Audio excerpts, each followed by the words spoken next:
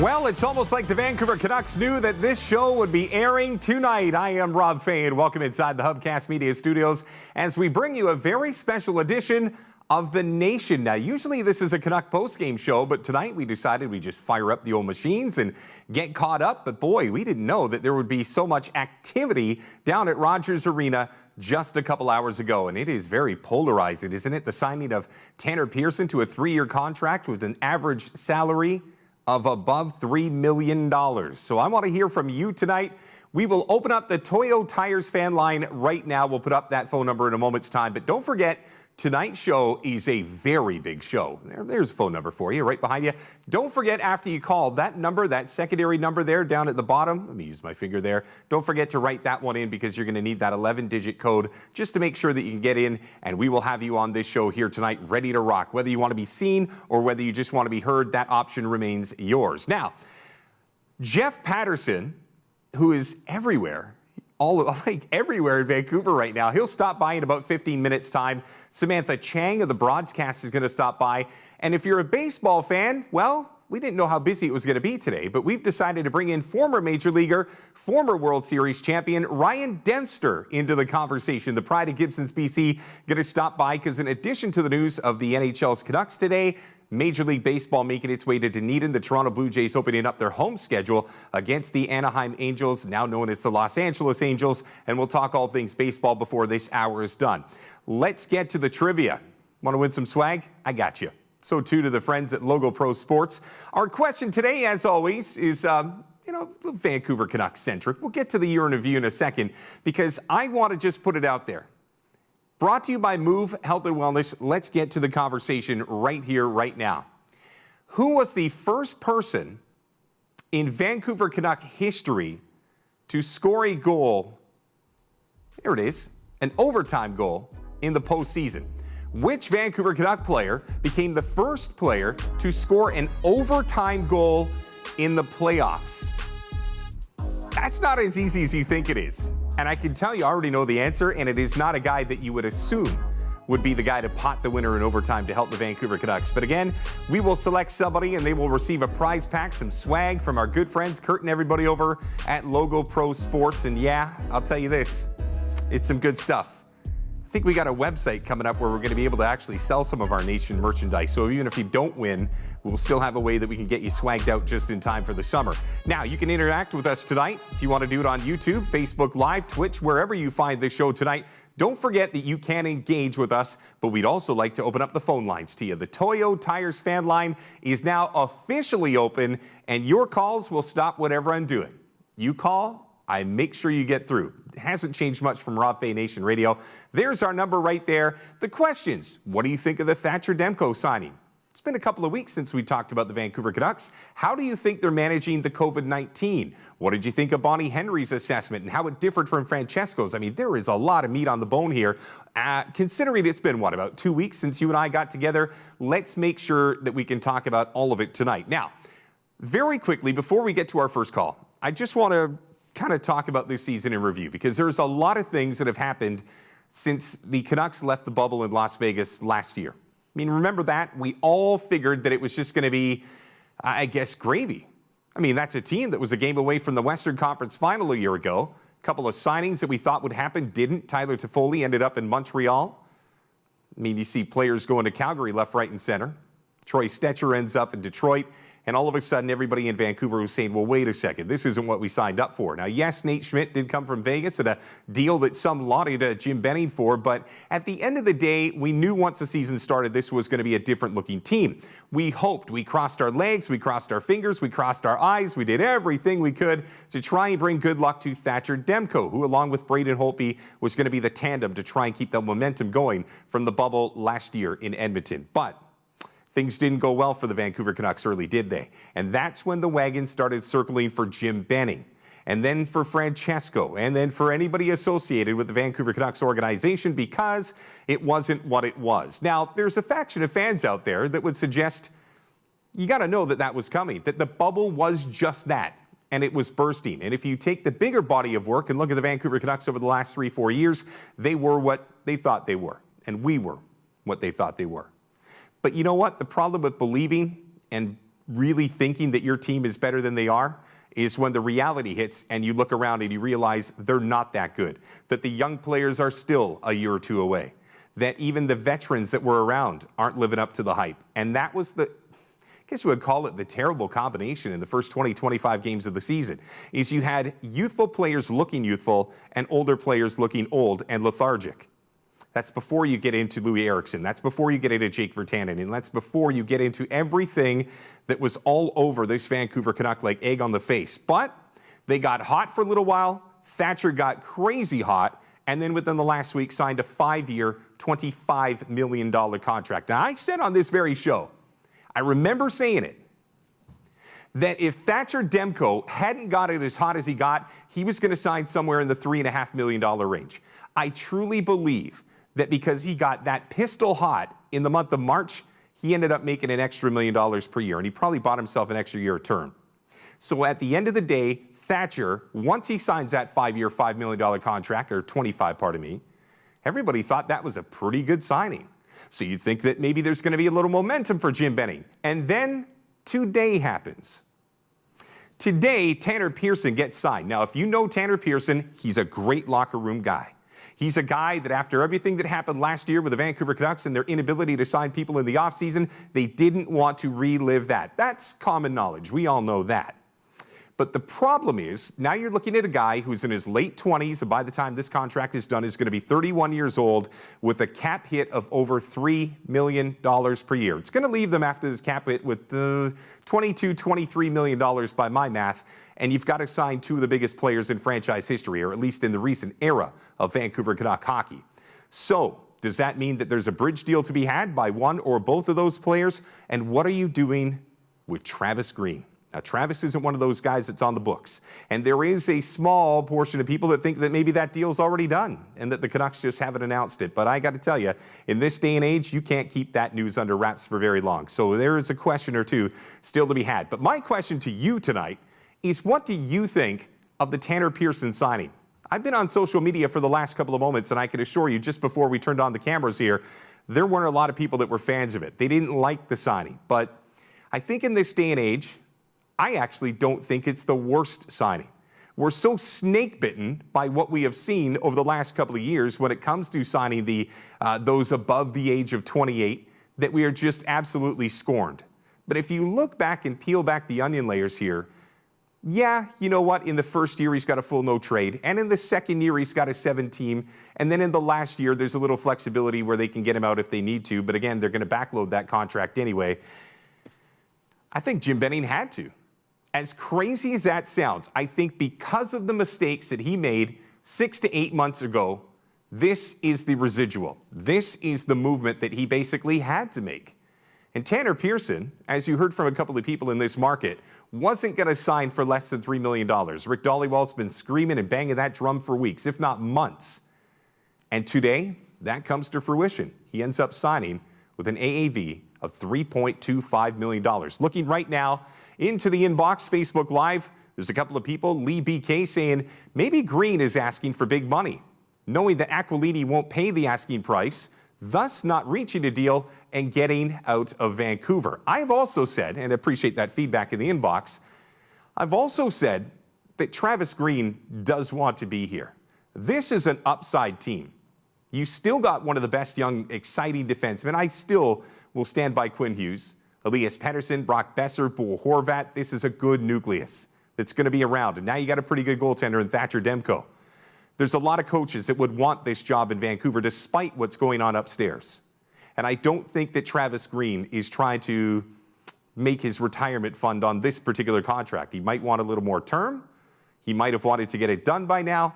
But I got to think right now the Vancouver Canucks have a couple of weeks to lock in Travis Green. If they're truly going to get Travis Green in-house for the long term, add Ian Clark to that mix, I think they are next in line before the players. I think you've got to get there because imagine this.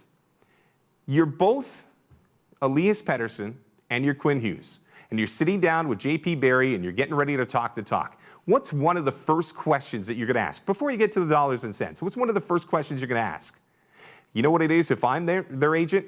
who's coaching these guys for the next 3 years? If we're going to sign a bridge contract, what direction is this organization heading? And we're not just talking about expiring contracts, who's coming in, who's coming out.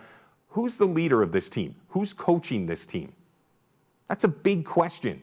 And if you go into those contract negotiations and you don't have your coach in place, I'm not saying that either of them are going to walk, but what I'm saying is it doesn't make it look like an inviting environment for two players that eventually you're going to have to deal with again down the road. I don't think Jim Benning's going to be here to make that second contract, but the answer today, when Tanner Paterson signed, makes me think that Jim Benning is going to be back next year. I'd love to hear your thoughts on that. You can hit me up on Twitter at Rob Fai, R-O-B, F as in Frank, A-I. We're working on the Zoom room. We'll get it up as soon as we can. But more than anything, it's an opportunity for you and I to connect. We'll take our break here. When we come back, Jeff Paterson's going to stop by. He of The Athletic and the Vancast. And don't forget, before the hour is done, Samantha Chang of the Broadcast and former Major League pitcher and all-around good guy, Ryan Dempster, is going to stop by. I'm Rob Fai, and welcome to a very special edition of The Nation, brought to you as always by Chamber of Commerce Group Insurance Plan.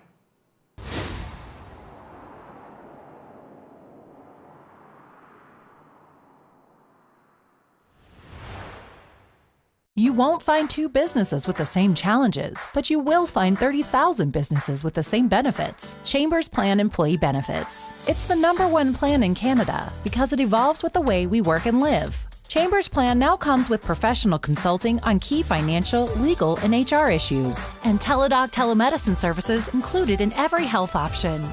This is what Canada's #1 employee benefits plan looks like. See everything that Chambers Plan has to offer at chambersplan.ca. A higher degree of safety.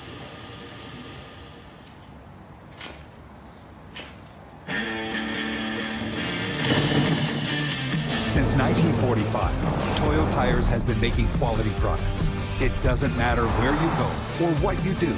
There's a Toyo adventure for those who dare to dream. Looks like those tires are well tested. Hey Matt, let's play. For your drive, dare to dream. Toyo Tires.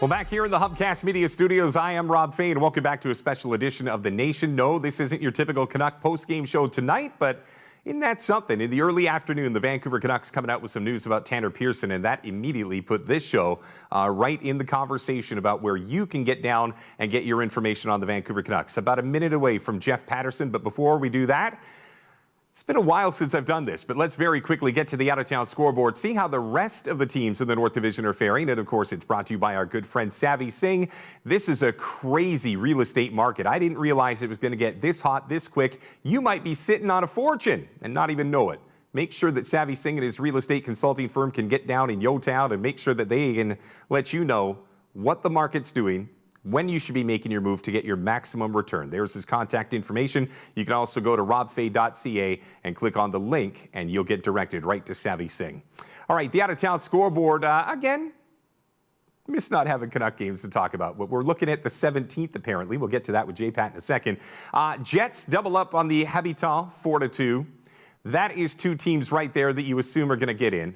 It really is the top four in a league of their own, and then you've got the Canucks, you got the Flames and the Senators on the outside looking in, but that's a game of importance because those teams are going to be jockeying for position somewhere behind Toronto and Edmonton, and that is a big deal depending on where you finish, third or fourth. So again, the Jets getting one up tonight on the Montreal Canadiens, and the Edmonton Oilers looking good. Boy, low-hanging fruit. 3-1 victory over the Ottawa Senators. You know, the Senators have lost their share of games this year, but I will say, and I know that this is kind of moral victories, they're a feistier team than they've been in previous years. I still think they're a couple of years away.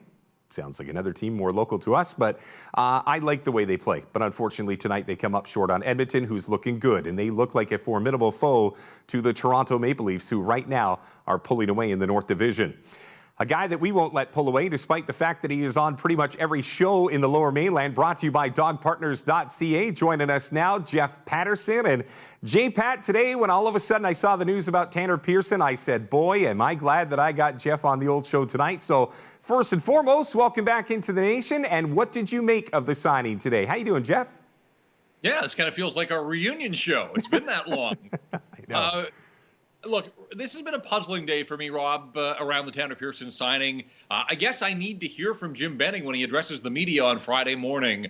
What makes this one different? Because if you look at recent history on Jim Benning's watch, contracts similar to Tanner Pearson's for Antoine Roussel, Jay Beagle, Louis Eriksson sort of in his own category, but he was around the same age as Pearson when he got the deal he did. You go back in time, Brandon Sutter, before that Sam Gagner. None of these contracts have aged well in front of Jim Benning's eyes. So is it law of averages that sooner or later they're going to hit on a guy who can be productive as he reaches the age of 30 and beyond? Because I wonder about Tanner Pearson. 21 goals last year was a good part of what the Vancouver Canucks thought they were building.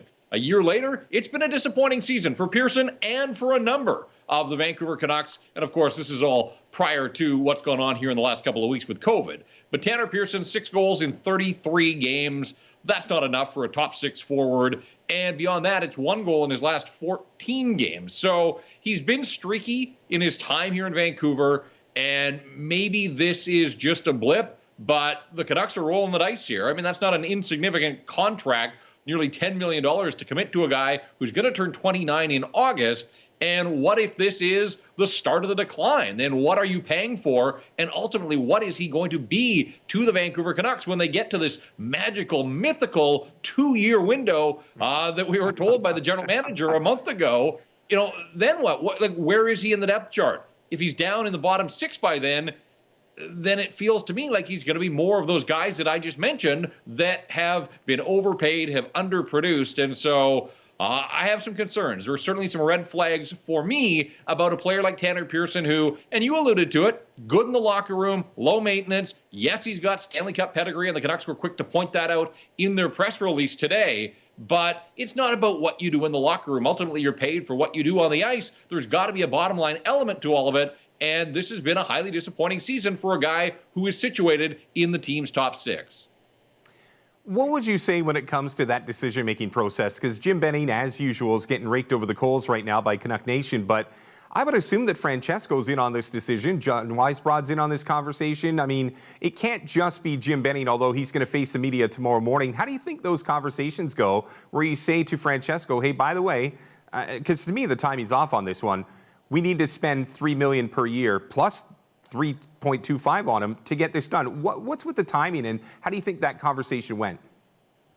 Well, it's curious timing. I mean, I suppose they had to figure out what they were going to do with Tanner Pearson ahead of the trade deadline, and if the Pearson camp was making outrageous demands, then maybe the Canucks say, that's it, we got to walk away from this guy. But clearly they found some common ground. They get the deal done here, and this one player that looked like he was probably the best trade chip they had is now back in the fold for 3 more seasons, and I just think it's an opportunity missed. It was a chance to trade Tanner Pearson to get some assets, and then from there, what do you do with the assets? If it's draft picks, you either use them or you look for teams that are going to be in distress ahead of the Seattle expansion. And there are going to be a number of teams around the NHL. We all think of what the Canucks did last year, a nice piece of business where they identified Nate Schmidt in Vegas. Vegas's hands were tied. They had to move a contract. They get a top 4 defenseman for a 3rd-round pick. I think there are going to be other teams that are looking to move players and get assets in return rather than allowing Seattle to have their pick of the litter. So I think it's an opportunity that goes by here for the Vancouver Canucks,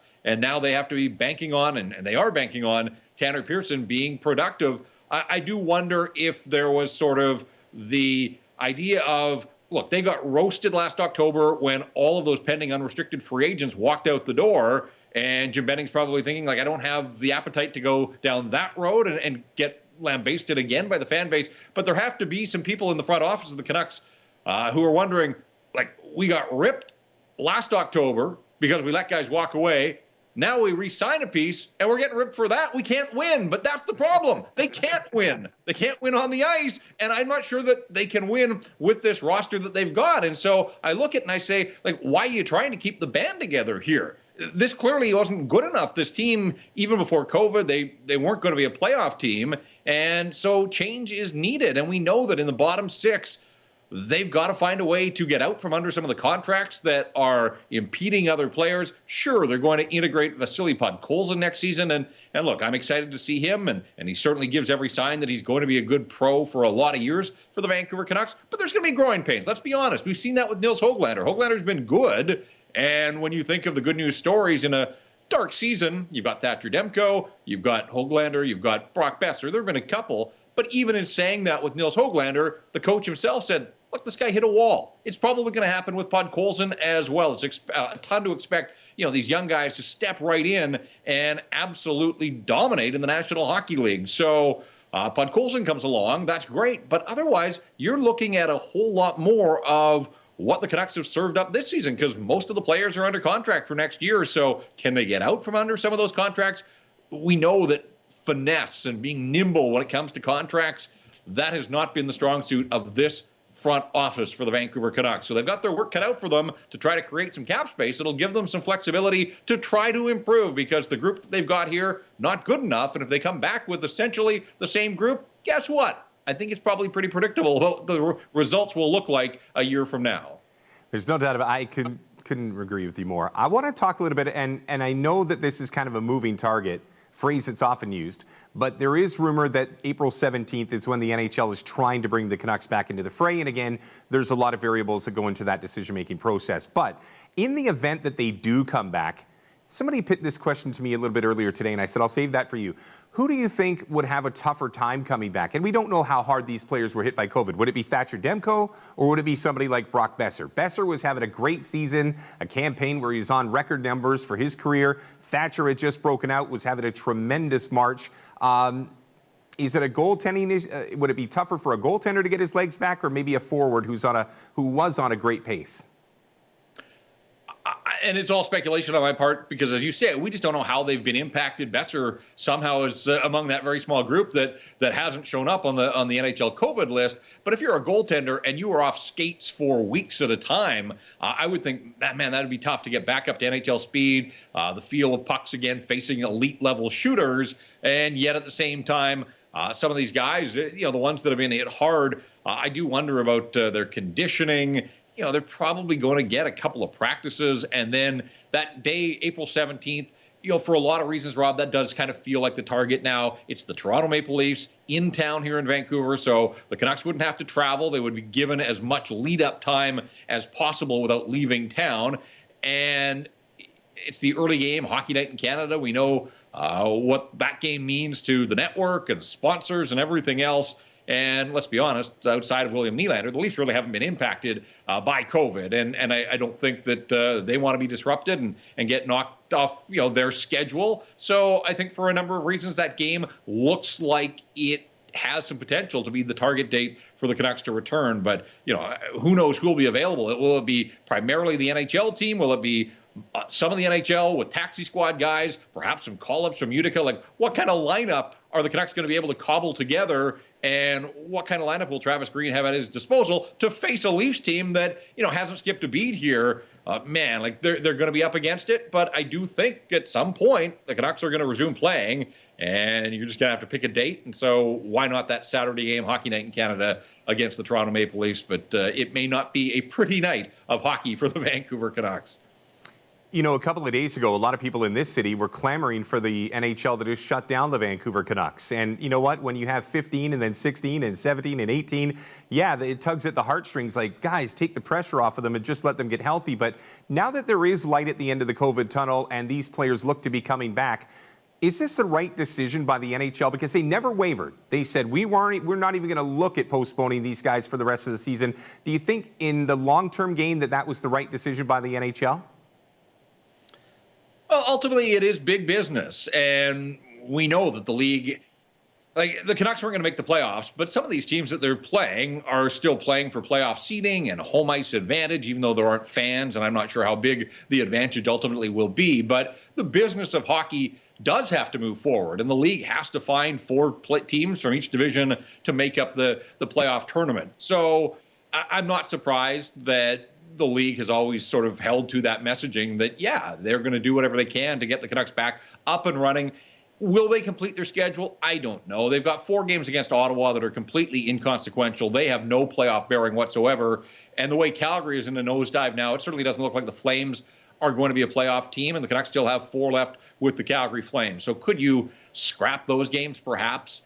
Yeah, maybe. But they still have to play Winnipeg, and they've got to play Edmonton, and they still have 4 left with the Toronto Maple Leafs, and those games will mean something to those teams in the standings. So I do think that the National Hockey League, and I have to believe in my heart of hearts that they'll put the safety of the players first and foremost. That if we find out that the Canucks just simply aren't capable of getting back and meeting that target date of a return, that the league isn't going to do anything stupid and force these guys into situations that they're just not physically ready for.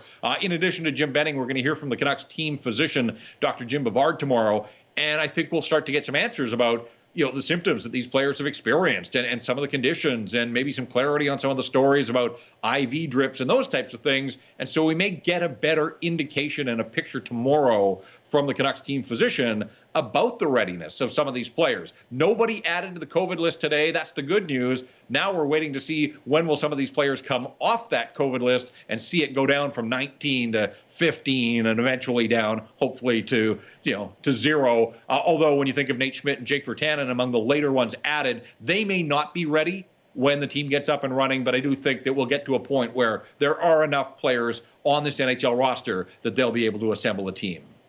Well, next week's also a very big week for the Vancouver Canucks, of course, with the trade deadline coming up. We will have you back on Monday.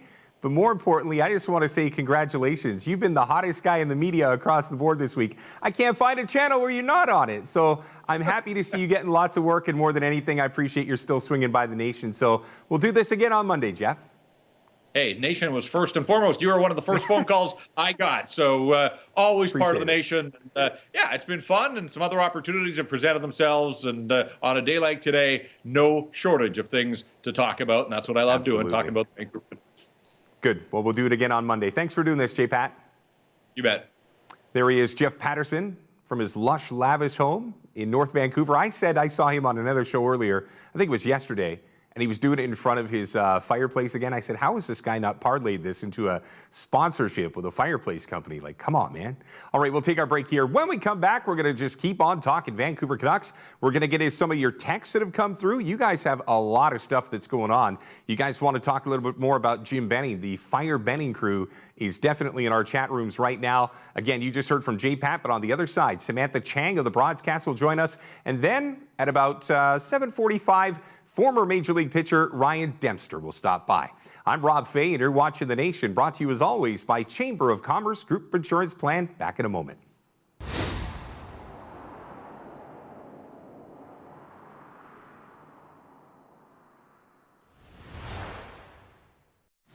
You're great at what you do, and that's why so many people depend on you. But that doesn't always mean you can handle all of the unexpected problems that come with running a business. With Chamber's plan, you don't have to figure everything out yourself.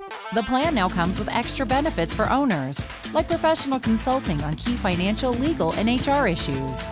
Better benefits, stable rates, and an expert to guide you through the toughest legal jargon. This is what Canada's #1 employee benefits plan looks like. A higher degree of safety.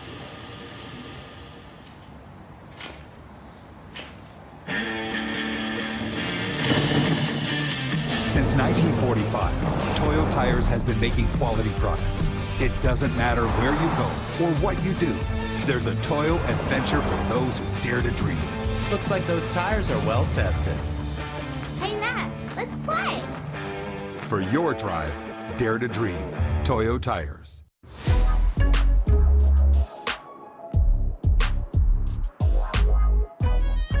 Well, back inside the Hubcast studios, more The Nation I think we just call it the nation. I think so. Anyways, I'm Rob Fai. Welcome back. This show brought to you as always by our friends at Chamber of Commerce Group Insurance Plan. Before we get to Samantha Chang of the broadcast, we want to introduce you to our newest initiative.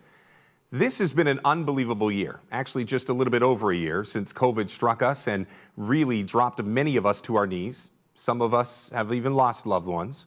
But what we'd like to do is give back. So we have a brand new program called the Nation's Community Champions, and we want to know if there is somebody from your community who is making a difference during these challenging times. I want you to go to robfai.ca, R-O-B-F as in Frank, A-I.ca, and you can just click on the link that says Community Champions. You can click on the red heart on that website and just take a moment and write down someone or a group of people that are making a difference in your community. We have somebody behind the scenes that don't want any public acknowledgement, at least front-facing, that are going to do some great things for some select people that in your community are making a difference. So this is an opportunity to thank a nurse or a physician. Maybe it's the guy that picks up your garbage every week. Maybe it's the person at the checkout at your local grocery store. Maybe it's a loved one. But this is an opportunity for you to go to robfai.ca and just let us know who in your community is making a difference. And I promise you, we're going to pick some people that are going to get a very, very big production behind the scenes, and I can't wait to tell you more. And we'll start sharing those videos next week. Once the Canucks come back, if and when they come back, we'll make sure that you can see what we're doing behind the scenes to help out these community champions. All right, let's get right back to it. More Canuck Talk, front and center, brought to you as always by dogpartner.ca. Professional training for your dogs, dogpartner.ca.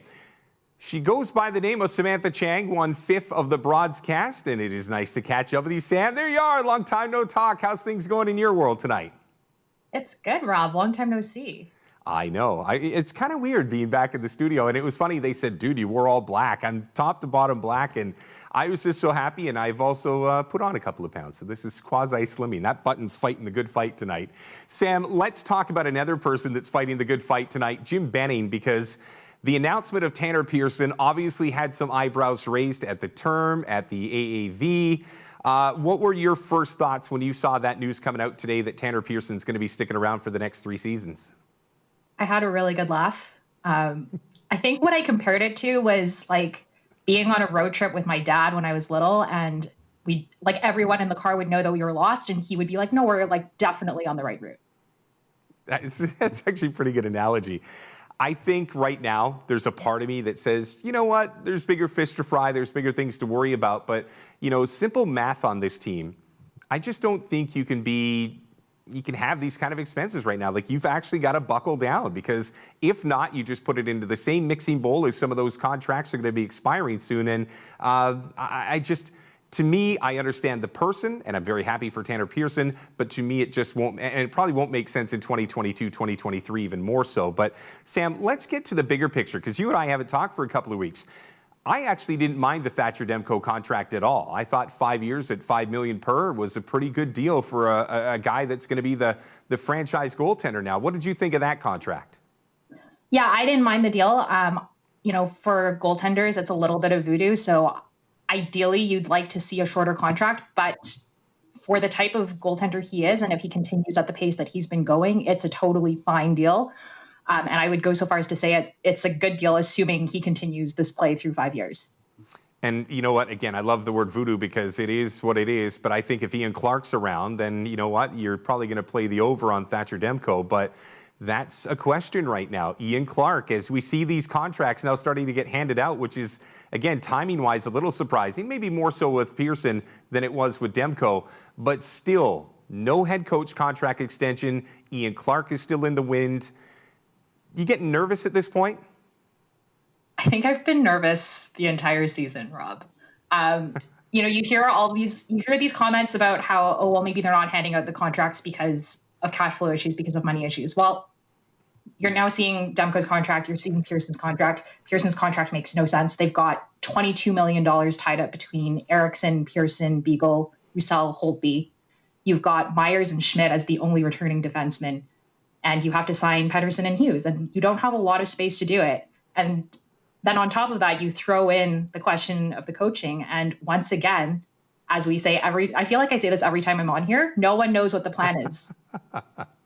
Yeah, you know what? I think you have said that every time. And you know what's funny? You're right too, because the plan is still yet to show itself. I want to talk a little bit about the Vancouver Canuck players, because as I mentioned to J-Pat right at the end of my interview with him last segment, the NHL has never wavered. They have always said at some point we're going to get the Vancouver Canucks back on the ice. But if you watch the social media channels over the last week, there were a lot of fans out there that were like, just cut it for the Vancouver Canucks. Let's just get them healthy and we'll fight the good fight next year.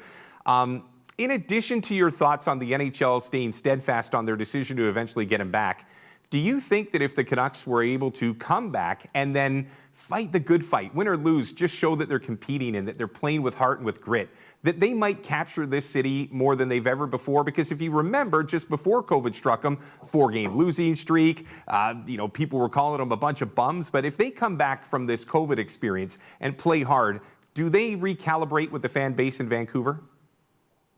I think it's going to be pretty easy to recalibrate with the fan base, win or lose, if they come back. I think the more important question here is, you look at the news about the NHL wanting to get them back on the ice next week. They had their first day with no positive tests today. Like, Nate Schmidt tested positive yesterday. That's 4 straight negative tests before he came back with a positive test. And you look at the lingering symptoms and the risk of symptoms that, it's not like the flu where you start to get better. It's like you can have a good day and then you flip back to having bad days.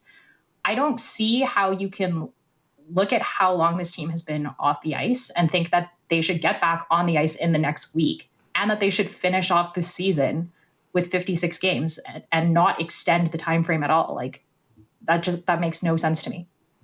In the rearview mirror, and again, hindsight is always 20/20, should the Canucks and other Canadian teams have been vaccinated before the start of the season? I think that's a hard sell. I think when you're looking at a country where a majority of the population hasn't been vaccinated, it's an incredibly hard sell when people are in various stages of lockdown still across the country to say that professional athletes should get to jump the line and be vaccinated. So in that case, would you have said that maybe they should have once again played in a bubble for a second straight season? I mean, staying in Canada, not having to deal with the border is obviously one way of dealing with it. But the fact that, again, we've seen it more in Vancouver than anywhere else in Canada, do you think that if they could do it over again, they might have thought to do something differently? Honestly, you know what? I'd like to criticize them, but given the way things are, everything was so fluid and we've never dealt with anything like this before. It's hard to fault anyone. But at the same time, you think about the playoffs and you think about them starting to have to play teams from the States where teams are getting vaccinated. That's another hurdle that the NHL is going to have to deal with at this stage if the Canadian teams remain unvaccinated and the US teams are. Like, the risks there are brutal. And, I don't know what the answer is, and I don't know that there was any way for anyone to have had a right answer in the circumstances. I know. I just look back and I say, this is such egg on the face somewhere. And, you go back to the week off that the Canucks had, and now people are trying to find blame and trying to backpedal to see if it was a restaurant that Francesco owned. Maybe it was one of the wives of the players. When does scratching and trying to dig become too much? I've always said that families are off limits, and I've always said that you can't go beyond the bubble of the organization. Do you think that the media is maybe trying to go a step too far when they're trying to find the source of how the Canucks contracted COVID? I would agree with you that I think anything beyond the immediate organization is going too far. It's also just, this has been going on long enough that we know that even people who are being super careful and following all the rules can still get it. There's just no way to conclusively determine who is at fault. And I think speculating is irresponsible. I look ahead to the Vancouver Canucks next season. Like, again, whatever happens this year, whether they make the playoffs, they don't. I think math simply says they won't. But I look to next year because the last 2 years have been kind of discombobulated. But next year, if everything goes the way that we should, everybody's vaccinated, fans are back in the building, this is really the get up and go time.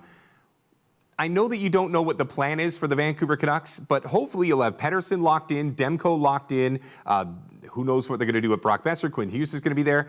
When can you finally start believing in this organization again? Is it once they finally get all the dead wood off the books? Is that when we can finally breathe? Or are you looking maybe for something different down the road? I'm looking for a plan. I'm looking for a general manager who can articulate and carry out some kind of coherent plan. Like, I don't accept the line that, oh, all the bad money is coming off the books. Like, that's what we've heard for the last few years. Well, don't worry about Paterson and Hughes, and don't worry about the cap space. There are no cap space issues because all the bad contracts are coming off the books. Well, the bad contracts are only coming off the books if you stop signing them. And I think what we saw today is that he's not going to start signing them. Yeah, I mean, if everything plays out the way that it has previously, then yeah, you've just carried it forward, so to speak. But next year, you've also got a new wrinkle in the fact that Seattle will have their hockey team in place, and we're down to business now with an instant rivalry. I sit here and I say to myself, I want this fan base to believe. The diehards are always going to believe, but the Tier 2 fans are sitting around saying, okay, well, what are we doing with this Vancouver Canuck hockey team? And my thought was, you need new messaging. You need somebody at the top who comes in that maybe is a hockey person that can get this job done. So I guess my last question to you, Sam, I've kind of beaten around the bush here. Let's get down to it. Do they need to get rid of Jim Benning regardless of what happens with this season? Because a lot of people are saying because of the Paterson signing today, that's a quasi-indication that Jimbo is going to be back next year. Okay, before I answer your question, I'm going to push back. I don't think the people saying what's going on here are Tier 2 fans. I think anyone who's being critical are equally diehard fans. You can be a diehard fan and criticize the team. But I'm just saying that they will always love the Canucks no matter what. They're going to be frustrated with them, but they're always going to come back. There's that second-tier fan that kind of like sheep kind of follow this team around. When they're good, they're good. When they're bad, well, they'll come back later. That was kind of where I was going with that. But I get what you're saying. Well, what I mean is I don't think those Tier 2 fans are criticizing Jim Benning. They probably just don't care. That's you can make that argument as well. Do you see a change happening? Honestly, I don't. I think if they were going to make a change, they would have done it when they were on that brutal losing streak before March, and they didn't. I think allowing him to continue signing these contracts is kind of a sign of the way things are going. But, you can hope that maybe they realize with the level of complaining that you're seeing about this contract today that this is maybe not the person to lead you into signing your 2 franchise players. I thought that he was going to be safe, and then I saw Ray Ferraro's tweet this afternoon. He tweeted a facepalm, just the straight emoji when the news of Tanner Pearson came out. Ray Ferraro is a pretty connected guy, and if he just drops a good old-fashioned facepalm as his response to the contract, I wonder if in hockey circles they aren't still circling the wagons around Jim Benning. But we'll have to wait and see. It's not a great job for somebody to walk into either, right? Like whoever is the new GM is going to have to walk into this situation and then immediately have to sign Hughes and Paterson. Like that's not an enviable position for anyone. Yeah, there's no doubt about it. Hopefully they've got the numbers and the bridge works for everybody and we can at least get to next season with some positivity. Samantha, it was so great to see you today. What a thrill to have you back, and we'll do it again soon, I hope. Sounds good. No problem. There she is, Samantha Chang of the broadcast, joining us here on The Nation. We'll take our break here. I'm going to get you to switch gears a little bit with me. We've talked Canucks for the first 40 minutes of the show, but on the other side, there's a lot of baseball news right now. James Paxton is done for the season. 24 pitches as a Seattle Mariner this season, and now he's going to go under the knife, a little Tommy John surgery that's going to take him out till at least the middle of 2022. And the Blue Jays had their home opener in Dunedin, a Long A baseball stadium hosting the Angels. Shohei Ohtani, Mike Trout, Vladdy playing in an A-ball stadium. We'll talk to former Major Leaguer Ryan Dempster about all things baseball. I'm Rob Fai. This is The Nation, sponsored to you as always by Chamber of Commerce Group Insurance Plan.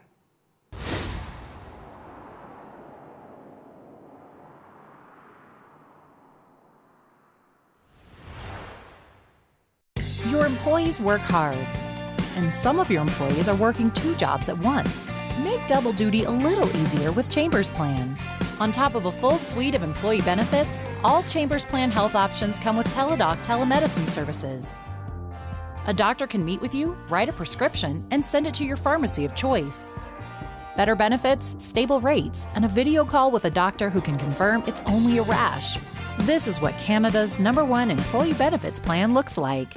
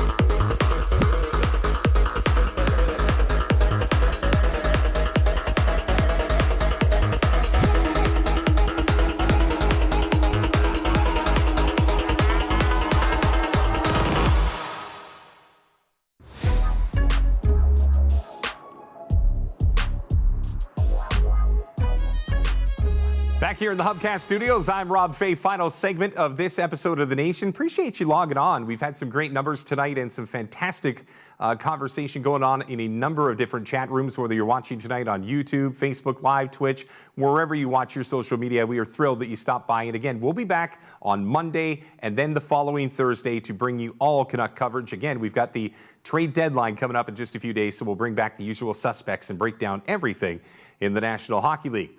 One more time, we go to our guest. This is the first time I think we've had a three-guest show. I'm not sure. Maybe I think we might have done this once before. I'm not sure, but we've never had a baseball guy come through town until right now. Former major leaguer, the future mayor of Gibsons, British Columbia, and the host of Off the Mound. Have I got it all, Ryan? It's good to see you, fella. What's going on? Hey, Robin. It's not future mayor. It's head of sewage and plumbing. Yeah, you know what? I could see that happening. Actually, you know what? I remember one time, true story, we were out one day playing golf, and you just left at like the 13th hole, and I didn't see you till after the round. And I thought to myself, this guy just walks around Gibsons, does whatever he wants, played a couple of years at Elphinstone and basketball god up there. Before we get into all the baseball talk, tell me about your grad prank. I would like to hear this grad prank that you did over in Gibsons. Come on, hit me with it. Well, I will say this. I won't name any names because I think that's unfair at this time. I mean, although the statute of limitations is pretty much worn off. But it was a grad prank where we actually left the mechanical room or class, so it was shop class, the little door open, and there was a car in there without an engine, thank God, because it was a lot lighter. And that evening we proceeded to wheel the car to the back of the school and then take a couple pieces of plywood or planks of wood and use them as a ramp, and then some rope around the front suspension area, and then put it up on top of the school with a little sign, which actually coincidentally I felt really bad because my cousin had to use his crane service to be able to take it off. So, but he's got a really successful crane business, so it was like people helping people in some weird, strange way. So it's really good. Dude, that's so fantastic. You know, it's funny. I was interviewing Cardinal Fischel the other day. And true story, he says to me, Gibsons, man, the only thing I know about British Columbia is Gibsons. And I said, really? He goes, yeah, man, isn't that where Beachcombers was filmed? And I was just thinking to myself, of all the things that he thought of British Columbia, he still remembered the Beachcombers, which was in Gibsons, no? Yeah, oh yeah, Bruno. Talking about golf, one of the very first rounds of golf I played, I was in high school and I went and played with Bruno Gerussi. And the first hole it's a right hand vacuum of golf balls. So a lot of slices, the ball's going to the woods over there. And I noticed Bruno right away using a foot wedge. And I didn't have one of those in my bag. And after that round, I put a foot wedge in my bag. And I realized if Bruno Gerussi can kick the ball into play where he likes it, then I'm going to do that too. So Bruno Gerussi is a cheater. Is that what I'm getting out of this conversation? Yeah, we weren't playing for money. He was just improving the lie. You know, there's a lot of shrubbery around there. There was some branches that were in the way. It was all in good fun. Yeah, we'd see a lot of them around. Bruno, you know, Relic, all the Jesse, the whole crew, everybody was around Gibsons. Molly's Reach right there. It is definitely what we're famous for on the Sunshine Coast. I just found it fantastic that like 30 years after the fact, that was the first thing that you brought up. I wasn't ready for it, but I want to switch gears. We'll talk about the major leagues right now. I'm going to start with the somber story and get it out of the way because for James Paxton, 24 pitches into his tenure with the Seattle Mariners this year, brings himself out of the game, goes for the MRI, and now he's going under the knife having Tommy John. As a pitcher that had Tommy John yourself, walk me through some of the challenges that he's going to have to face to get back and hopefully get to his old ways, considering he's had some injury woes before.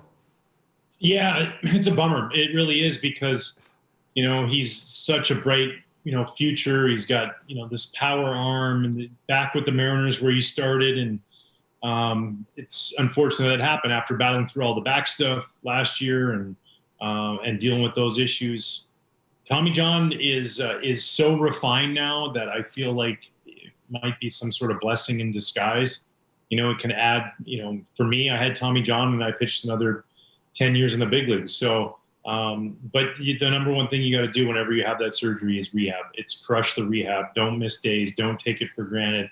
Get after it. And if you do that and the surgery responds well, you really do get a new arm. And And so hopefully that's the case. It just sucks because he just started the season and, here you go. Everything's exciting. He's ready to go.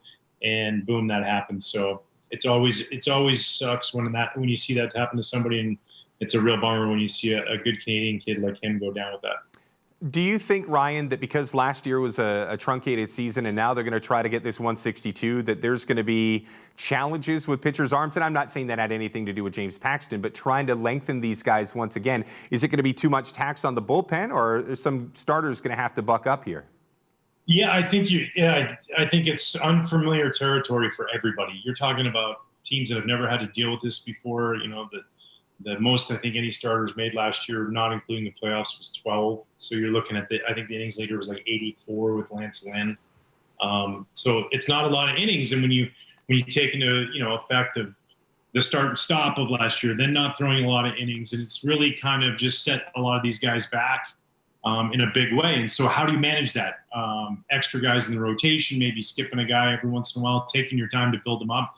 We saw that out of spring training. Normally at the end of spring training, when I was playing, you'd be getting up to 100, 105 pitches. This time they were like maybe letting guys get to 90, and that guy really had to be in great shape to do that. So having swing guys in the bullpens, piggybacking starters where one guy goes, 5 innings and then the next guy goes 3, and depth. You need depth because there's going to be times throughout this that guys are going to need rest, or they're going to get some soreness that they want to take care of. So it really is unprecedented territory. We've never seen this before because of the pandemic and what went on last year. So I think the teams that manage that the best, it's a strategy, and it's going to play a big part in how teams are successful throughout the year trying to take care of that. There's a lot of people on social media that are really happy that you're here tonight, and they say, ask Ryan about Shohei Ohtani, who, of course, is in Dunedin tonight. We'll get to that scenario in a second, but here is this anomaly that is a fantastic pitcher with an arm that can get to triple digits and a guy that could probably hit you 25 to 30 home runs. I've never seen a player like him in my lifetime. Can you talk about the challenges that the Angels may have to face as to, do they have to make a decision on him eventually and make him one or the other, or are they just going to ride this till they buck him? Yeah, it's really hard, Rob, to play in the major leagues as a pitcher or as a position player, so as a hitter. So to do both is even harder. That's why it just doesn't happen. That's why we don't see it happen very often, like 100 years ago with Babe Ruth. So you want to talk about unfamiliar territory. I don't even know how you manage that, because when you pitch, the next day you're sore a little bit, most of the time, right? And he's coming back from Tommy John. So then it's like, he's got to be able to manage that. And we get so excited when we see 100 miles an hour on the radar gun and 115 off the bat when he's hitting. And we're like, oh, he's going to do this every time. But realistically, I don't know how long he can sustain that. I think that it's really, really difficult. But if there is one person, when you look at the skill set, it's him. Like, I play with Carlos Zambrano. Carlos Zambrano took the best BP I've ever seen in my life, and he could rake during games. Like, he hit for over 300 in seasons. He won Silver Sluggers. He went deep. I watched him get 8 consecutive hits, in a season. He did everything. And he still wasn't as impressive as this guy, because this guy's throwing 100 and he's hitting as far as anybody, as hard as anybody. So I would love to see it, because I think it changes the game. I think it revolutionizes baseball as far as the two-way player. And it puts us in awe, because it is one thing to sit there, hitters will talk about it. Man, this guy's throwing cheese. And then pitchers will sit there and say, this guy can really swing it. But when he can sit there and say, well, I can do both. What do you think about that? It's pretty cool. It's pretty special to see. So I just hope that they have a good plan in place. I know that they will. And I know that he's with the right manager. Joe Madden will figure out the best way to get the best out of both ends, because that's great for baseball if we can see a guy like Shohei Ohtani doing that all the time. There's no doubt about it. And of course, tonight he and his Angels teammates are in Dunedin. I know that the Blue Jays have had their challenges. I was trying to answer this question myself. If this is the first team in history to have 3 consecutive opening days at home in 3 different cities, I'll figure it out someday down the road. But obviously they're playing in a Class A stadium. This is a major league team. The Yankees are coming there in a couple of days. We'll get to the Blue Jays in a second, but what is it like for a road team that's used to the cathedrals that you guys have played in for all these years, and then pulling up to TD Ballpark, and all of a sudden you've got a 5,000-seat stadium, and it just feels like spring training all over again. Tough to get up for a game, and what adjustments would players have to make? Yeah, I think definitely a little bit tough to get up for the game. It's different. The atmosphere is different. It's not the big league facilities, although they're very, very nice. They redid the stuff down there. But it's, for a team you're rolling in for 3 days, I feel more for the Blue Jays because you don't get that experience day in and day out of having that, the full, even though we don't have full stadiums right now, that big league stadium. But it doesn't seem to be affecting anybody. I noticed earlier tonight Mike Trout hit one that I think landed on a boat on its way to the Bahamas. It's the same game, right? It's 90 feet, base pass, 60 feet, 6 inches. The fence are still the same distance away, and you have to go out there and execute. It's a different atmosphere, and I think the one thing that does benefit them and teams coming in is that given what happened last year, playing in front of no fans, you kind of got a feel for what that was like, and so they have a little bit better understanding of that. I look at the Blue Jays right now, and you've got a lot of youth there. I mean, you've got Vladdy, you've got Bo, Kevin Biggio's emerged as a clubhouse leader. But they go out in the offseason and they sign one of the big fish. It's actually the second straight year that Ross, who just got a 5-year extension, has been able to go out and play with the big boys and lock in a guy. At what point do you say we're going for it? Because right now, the Blue Jays, do they wait till next season when they can actually monetize this and get back to Toronto and start to sell out Skydome or Rogers Centre, whatever you want to call it? Are they close? Are they setting themselves up for the big push? Where do you think the Blue Jays are in the hierarchy of their evolution and their upward growth? First, before we even ever get to that, and you kind of hit on it a little bit, it's always the Skydome. You can name it 30 different things if you want. Thank you. Joe Carter off Mitch Williams, and we're all going to remember that. We're never going to forget it, so it's the Skydome. That's where we're going with. Love it. But I think the window, honestly, is next year. And not that they can't win this year and compete this year, and who knows what will happen, but I look at them, kind of look at how I look at like what the Cubs were in 2015.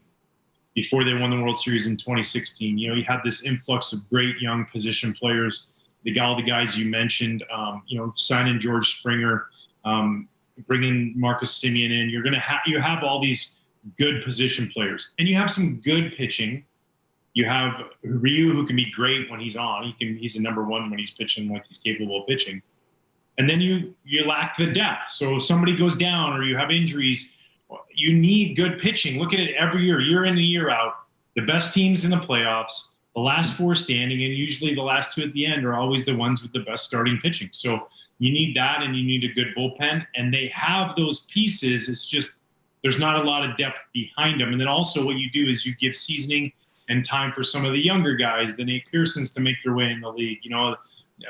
There's other guys too that are coming up right behind them that I think can add and contribute, whether that's in the bullpen or in the rotation. So for me, I feel like they're a year away from competing with the big boys. But what you've done now when you sign Ryu and you sign Springer and you have this influx of youth, guys love to win and guys love the city of Toronto. So it becomes very appealing to go there as a free agent. And there's a really impressive free agent class coming out next year. So maybe he can even add another piece or two, make a trade for a frontline starting pitcher. Now you're really going and competing against them. But I think they have a lot this year. I want to finish up with some rapid fire questions. Now, you can take as long as you want with the answer. We're going to go into overtime on this show because we don't get you very often. But I'm going to throw a city or a player or a personality at you, just a couple. And I want the first thing that comes to mind when you hear this person, place, or thing. Ready to go? Sure. Let's go with it. All right. First one, Jim Leyland. First thought, first word. Legend. Take me to smoking an heaters in the experience. dugout, just like smoking heaters in the dugout, holding them down here. I watched Watson go out and argue a pitch against Bruce Fleming, was the home plate umpire, and he just ripped the drag off his cigarette. He ran out there to argue the strike ball count and blew smoke in Bruce's face, and Bruce threw him out. But he was the most amazing baseball man. He taught all of us young guys in Florida how to respect the game. The guy is absolute gold, man. I got a million Jim Leyland stories. Phenomenal guy. I love the one with the cleats. The cleat one is still one of my favorite. He wore spikes. Why does he wear spikes? He wore spikes in case we were so crappy he had to pull us out of the game and put himself in. I got it. I figured it out. All right, what was it like to play? And you've been so lucky. You played for two heritage brands in Chicago and Boston. Can you walk me through the first time that you pitched at Wrigley? What was it like taking to the mound and realizing that there's 120 some odd years of history in that venue? What was it like the first time you stepped onto that field? Yeah, 1998, June 1st, my first major league start. It was absolutely incredible. I remember running out. I had a habit, my pattern or my routine was that I would always run out to center field and do this stretch on the wall and kind of just take in the whole experience and then turn around and look at, home plate from the center field perspective and just kind of get a feel for it all. And I just remember thinking, man, I got to put these Cubby blue pinstripes on one day and play here as a home player, because the way the right field bleachers were wearing me out, I'm like, it's got to be the other way as a home player. And it sure was. It was the most remarkable experience. I struck out Brant Brown on 3 pitches. I'm like, this game is easy, no problem. Then I walked Mickey Morandini. Sammy Sosi took me deep. I walked Mark Grace. Henry Rodriguez took me deep. Next thing you know, I'm sitting on the dugout bench, and I'm like, ooh, okay, I got a lot to learn at this level. But it sure was a remarkable place, and it hasn't changed a bit. It's still, every time I go there, when I'm there at the ballpark, it's ever as good as I was the first day I was there. What was it like pitching in the season? And you brought up the name just a second ago. What was it like pitching in the season with both Mark McGwire and Sammy Sosa chasing history? Scary. Yeah. Like just really like you knew if you made a mistake, it was going to get hit just so far. Like I remember guys would stay and watch batting practice when these guys would hit. They like wanted to see it, and it's the last thing I wanted to see. It's like it just was so intimidating, but they were on such a run. They brought back the game of baseball. Obviously, there's a lot of, stuff that went on afterwards and controversy behind it all. But the reality is, whether we like it or not, as fans, we enjoyed it. As players, it was super like energizing, because when you're in the ballpark, it didn't matter if you were in last place. Everybody was coming to watch these guys take BP and watch them try and hit home runs. And I saw them do a lot of that when I played against them, and was fortunate to make the list, with Sammy hitting the first of 20 June 1st. He ended up hitting 20 homers that month. And it was electrifying every time you were around him. That's an unbelievable 20 home run in a month.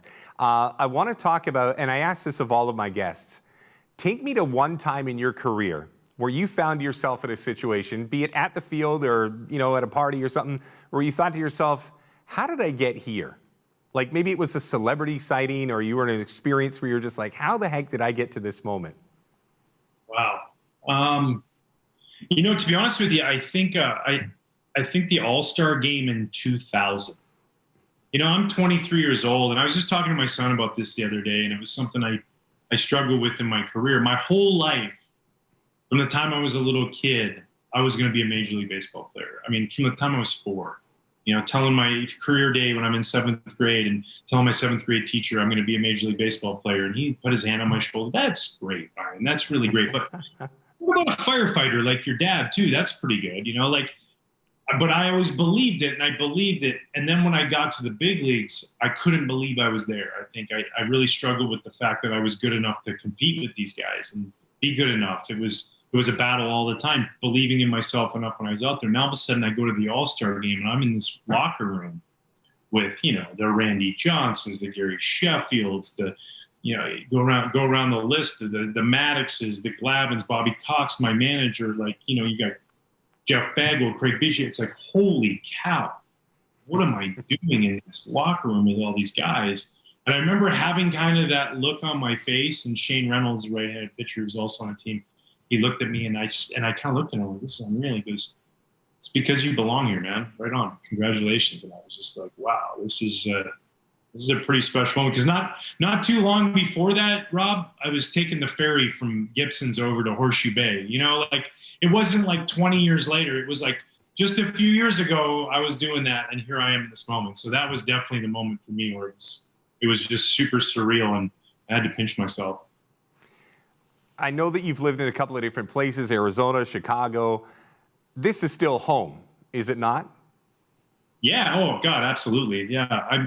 This pandemic sucks. COVID sucks. I hate it all because I've gone now the longest I've gone in 25 years without seeing my parents and been back to Canada. So I miss my family. It's just been absolutely awful. And I miss home. And, you know, being away for so long and then going home, I realized what a special place it was that I got to grow up in, not just Gibsons, but Canada. And you know, you know, BC is just this incredible place. It is like unlike any other place in the world. And it is so special. And I don't take it for granted for a second now. And I can't wait till, you know, we can come and go from the U.S. to Canada and spend as much time back home as possible, because it'll always be home for me.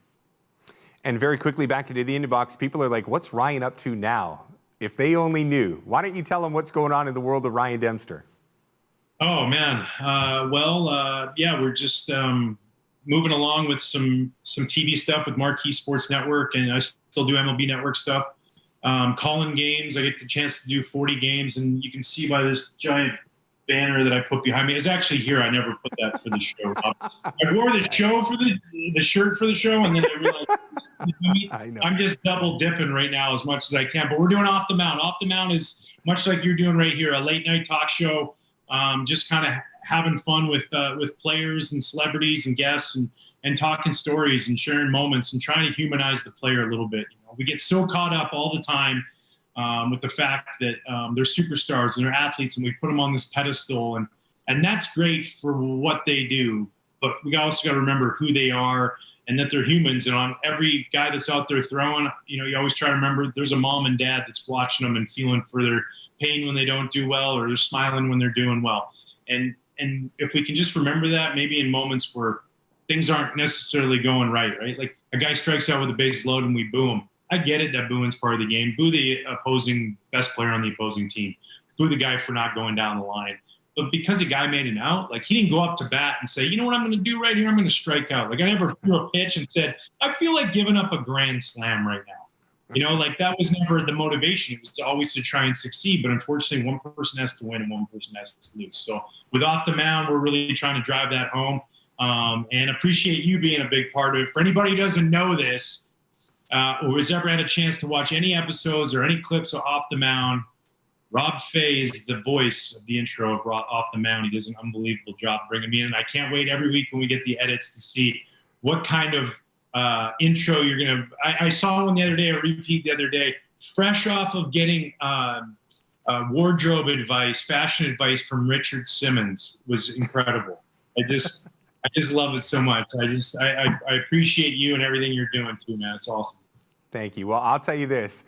I'll remember the first time I sent it over to you, the very first demo I sent to you, and you said, I need more energy. And I said, how much more? And the beauty is when I said to you, do you need the Fink? Like as in WWE legend, the Fink? You're like, yeah, that's what I'm looking for. So I need you to know that behind the scenes in my little room with my microphone, I'm sweating as I put that together, man, because I just got to bring it. I like, man, if he ever saw what I did to try and get to that level, it's awesome. But I will tell you this. I met you in the 90s in North Vancouver amongst some of the friends that we share, and you have not changed a lick, man. I mean, it's so impressive that you've been able to keep your integrity, your youthfulness. I just can't get enough of it. So thank you for letting me always peek in your world. And more than anything, stop by again, would you? Yeah, absolutely. Thanks for having me on, man. I'm just super pumped to be here, and hello to everybody back home that's tuning in and watching and listening. I can't wait to get back there, and thanks for having me on and continue to crush it. You're doing great things with everybody there at the Nation. Thank you, man. There he is, Ryan Dempster, the pride of Gibsons, BC, joining us here on the Nation, and I stand by that. That guy has not changed at all, and you know what? Considering the things he's seen in his lifetime, that's pretty cool. All right, let's wrap this show up. But first, before we do, shall we give away some swag? I think we should. Our trivia question is always brought to you by Logo Pro Sports and our good friend Kurt. It's actually about 15 minutes from here. We're going to give away some swag to somebody in just a couple of seconds. Here was our trivia question tonight. Which Vancouver Canuck player became the first to score an overtime goal in the playoffs? Not the first guy to just score a regular goal, but an overtime winner. I didn't get this one right. This is the first time I think in a while I've been stumped. The answer to this trivia question, Tiger Williams, back in 1982, potted a OT winner that helped the Vancouver Canucks to a magical carpet ride that got him all the way to the Stanley Cup final. Our winner tonight, let's bring him up. Bring him up. Who do we got? Mateo C. No relation to Mateo D or E. Mateo, we will get some swag out to you in the coming days. We will, again, make sure that you can get it. I've still got to deliver stuff to Port Moody, if memory serves me correct. But I will be the person that delivers it to you if, of course, you're in the Lower Mainland, and we will be socially responsible as well. Again, our trivia brought to you by Logo Pro Sports. If you got anything that needs, I guess, a logo. Kind of makes sense, right? Make sure you check these guys out. I think it would be fantastic to support local. I have seen Kurt, I have seen the workings, and trust me, he is a guy that will do some fantastic work. And to those who have received some swag here on The Nation already, you know exactly what I am talking about. All right, this wraps up a tremendous show. First time that we've done a multi-sport show. Usually it's just 60 minutes about the Vancouver Canucks, but today we dabbled in a couple of different sports and some great insight from Ryan Dempster as well. My thanks to Samantha Chang and, of course, Jeff Paterson. You can follow JPat, the Vancast, or at The Athletic. Samantha Chang, you can find her at The Broadscast, and Ryan Dempster, Off the Mound is his show. It's fantastic, by the way, and he's got some big league guys that come through. Every time I do his weekly show, I do the introduction, as he mentioned. I'm like, you got him? You got Ken Griffey Jr.? Like, he's got some big boy guests. So again, go to Off the Mound, and it's a fantastic pod as well. Okay, to everybody in the back, thanks for making some time for me. We're going to be back on Monday, and it's going to be a big week in the NHL because the NHL trade deadline is going to be that fine day, which means we will be on the air, I want to say, about an hour and a half before the final phone call is made between GMs and the National Hockey League. And then it looks like we're going to be back next Thursday, which would be a day or two before the NHL Canucks resume, if they resume on the 17th. So stay close to all of our social channels, be it our Facebook Live page. Of course, you can follow me on Twitter. We'll keep you abreast of the situation as to when our next couple of shows are going to be. But for tonight, what an awesome show. My thanks to everybody in the back. My thanks to Peter Young and the entire staff here at Hubcast. I will see you in but a few days' time. I'm Rob Fai for the final time tonight. Thank you for watching The Nation, brought to you as always by Chamber of Commerce Group Insurance Plan. Good night, everybody.